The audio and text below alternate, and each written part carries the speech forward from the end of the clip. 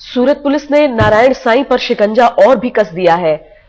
हालांकि अभी तक ये नहीं पता कि नारायण साईं है कहां। हमारे साथ हमारी संवाददाता गोपी घांगर सीधे अहमदाबाद से जुड़ रही है। गोपी, रोज रोज नए मामले सामने आते जा रहे हैं नारायण साईं से जुड़े हुए, लेकिन पकड़ में नहीं आते हैं नारायण साईं।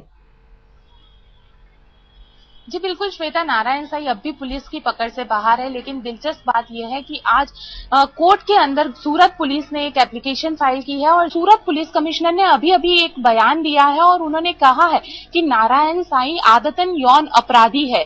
साफ तौर पर कह सकते हैं कि जिस तरीके से बातें गंगा ने पुलिस के सामने रखी है, साथ ही कई सारे 164 किए गए हैं और उसमें जिस तरीके की बातें सामने आई है, तो उसमें कई ऐसे गवाह निकले हैं जिन्होंने ये कहा है कि नारायण साईं एक पूरी प्लानिंग के तहत महिलाओं के साथ यौन संबंध बनाता था। यहाँ तक कि उनको पहले फंसाने का काम गंगा और जमुना करती थी। जो हनुमान है उनका रसोइया, वो उन्हें नारायण साईं तक पहुंचाता था और उसके बाद नारायण साईं उन्हें कृष्ण बन के वो लोग महिलाओं को ये कहता था कि वो खुद कृष्ण का अवतार है और मोक्ष प्राप्ति या संतान प्राप्ति के लिए उनके साथ अनुष्ठान करने होंगे और उस तरीके से वो महिलाओं के साथ यौन संबंध बनाता था। तो कुल मिला के अगर देखने जाए श्वेता, तो ये हम कह सकते हैं कि एक प्री प्लान क्रिमिनल कॉन्स्पिरेसी थी जो नारायण साईं के जरिए बनाई जाती थी। श्वेता, बहुत शुक्रिया गोपी इस पूरी जानकारी के लिए। जाहिर है शिकंजा कसा तो है। पुलिस ने कोर्ट में अर्जी दी है कि अगर 10 दिसंबर तक साईं सरेंडर नहीं करता है तो उसकी प्रॉपर्टी जब्त की जाएगी। इस बीच कोर्ट में नारायण साईं से जुड़े जो मामले सामने आ रहे हैं वो हैरान करने वाले हैं। पिता के साथ ताता थैया करने वाले इस बाबा के हर एक राज से पर्दा उठने लगा है। लीलाधारी किशन कन्हैया का नाम बदनाम करने वाले बाबा के पापों का घड़ा फूटने लगा है और कोर्ट में हर एक आरोप का हिसाब होने लगा है। नारायण साईं को कोर्ट से अग्रिम जमानत न मिल सके, इसके लिए सरकारी वकील ने कोर्ट में जो दलील पेश की है उसने संत का चोला पहने रहने वाले साईं को बेनकाब कर दिया है। नारायण साईं के साधक का कबूलनामा 164 के तहत साधक ने दर्ज कराया बयान। इसमें सबसे अहम है नारायण साईं के ही एक साधक का कबूलनामा।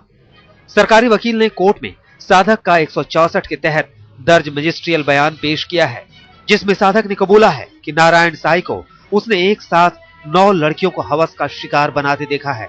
नारायण साईं अक्सर ही सामूहिक तौर पर दुराचार किया करता था और बाद में जब वो कमरे की सफाई करने पहुंचा तो वहां बियर की बोतलें भी मिली। टारगेट में अमीर लड़कियां और सुंदर लड़कियां ज्यादा होती थी, क्योंकि अमीर लड़की को ये जब भी बुलाएगा, जब भी फोन करेगा, वो तुरंत घर से आ जाएगी, उनको पैसे की प्रॉब्लम नहीं रहेगी। और सुंदर लड़कियां अगर हैं और गरीब भी हैं तो भी उनको ये अपने आसपास रखता था। मेरे हैं ध्यान में कई ऐसी लड़कियां। तो सुंदर लड़की होनी चाहिए, पैसे वाली होनी चाहिए।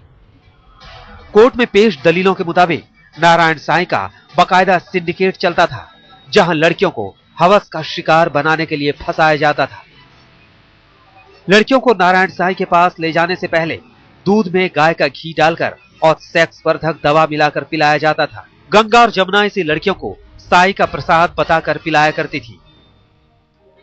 कोर्ट में एक महिला का बयान भी पेश किया गया, जिसमें उसने कहा है कि नारायण साईं उसे अपने पति को जबरन केले और कुछ जड़ी बूटी खिलाने को कहता था ताकि उसका पति नपुंसक हो जाए और महिला को वो अपनी हवस का शिकार बना सके।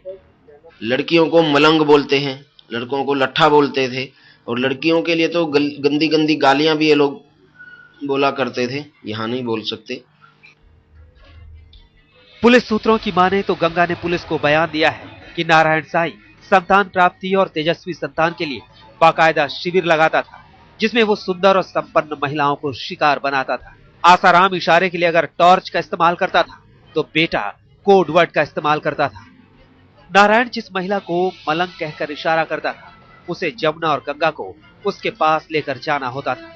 दोनों सेविकाएं महिला को गोपी और साईं को कृष्ण बताकर समर्पण के लिए तैयार करती थी और महिला के तैयार होने के बाद सेविकाएं नारायण साईं से कोडवर्ड में बोलती थी, भोग तैयार है।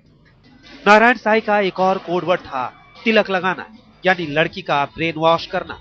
नारायण साईं के कोड तिलक मिटने ना पाए का मतलब था लड़की आश्रम से बाहर न जा पाए।